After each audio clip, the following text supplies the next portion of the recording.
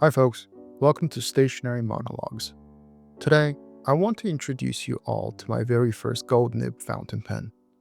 We are going to go over how I acquired the pen, talk a little about the pen itself, and dig into why I think you should consider it for your first gold nib fountain pen. I will end the video with a non-narrated writing session on different types of paper. Everything is time-stamped, so feel free to jump around. Like most people, my fountain pen journey did not begin with a gold nib. Rather, it was a humble beginning with a Lamy Safari, which satisfied my curiosity for fountain pens for a long time. It was not until I hit a rather large milestone in 2021, getting accepted into a graduate program, that I started looking into fountain pens again. I have a habit of going back and forth between digital and analog lifestyles, and I happened to be going all in on the bullet journal system by Ryder Carroll when I got accepted. My wife, then girlfriend, asked me if I wanted anything before heading off. I vaguely remember wanting a reliable gold nib large enough to appreciate, but within budget. And so I asked for the Pilot Custom 742 in extra fine.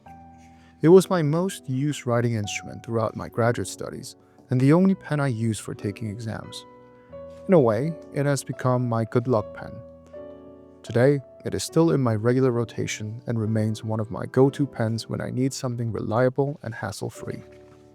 Now, let's go over the basic aspects of the pen. Why is it called a Custom 742? The Custom lineup allows users to choose from a wide variety of nib sizes and styles. The Custom 742, for example, has 15 different nibs to choose from. The 74 in 742 represents the number of years the product line was released after the founding of the company. Since Pilot was founded in 1918, the Custom 74 line was released in 1992, 74 years after 1918. The number 2 in 742 represents the release price of the pen. When they were first released, the Custom 74 was 10,000 yen, the 742 was 20,000 yen, and the 743 was 30,000 yen. Moving on to the clip. The Custom 742 is equipped with a characteristic ball clip that slides in and out of pockets comfortably.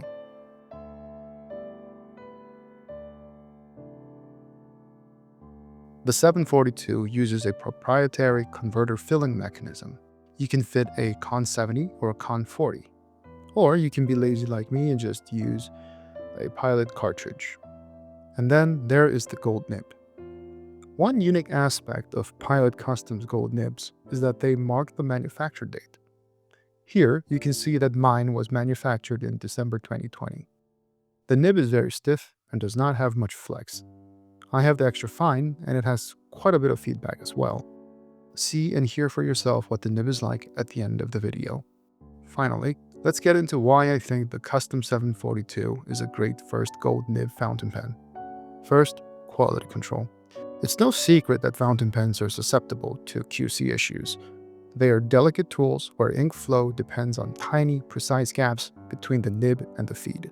Because many parts are still finished or assembled by hand, even a microscopic misalignment can cause the pen to skip or feel abnormally scratchy. What's important, at least for me, is how widespread these issues are and what the post-purchase customer service is like. I can't speak from personal experience, as I haven't had any issues with my Pilot pens. But from what I've read online, Pilot seems to take great care of its customers. Second, the Custom 742 is a great choice because of its indifference to paper. When you get your first gold nib, you're gonna want to write with it whenever and wherever you can. Unfortunately, the pen is only 1/3 of the equation. The type of paper and ink has a large effect on your writing experience. But for some unknown reason, my Custom 742 writes well in almost any circumstance.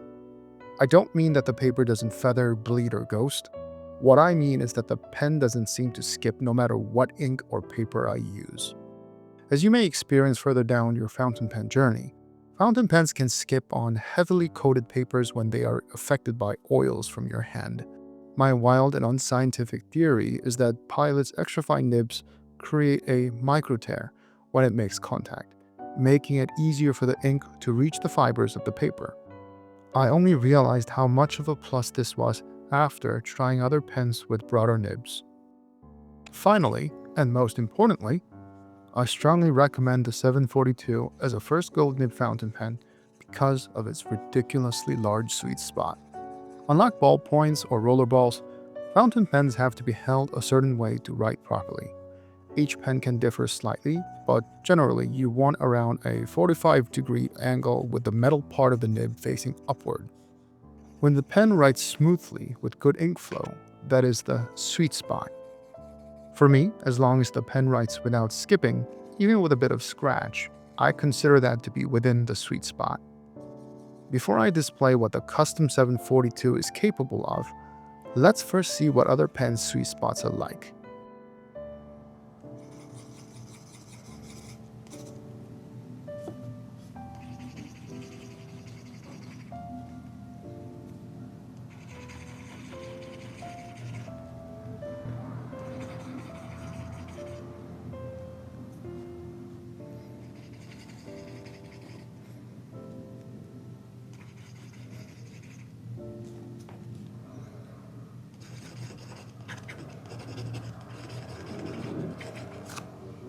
Now, let me show you how ridiculously large the 742 sweet spot is.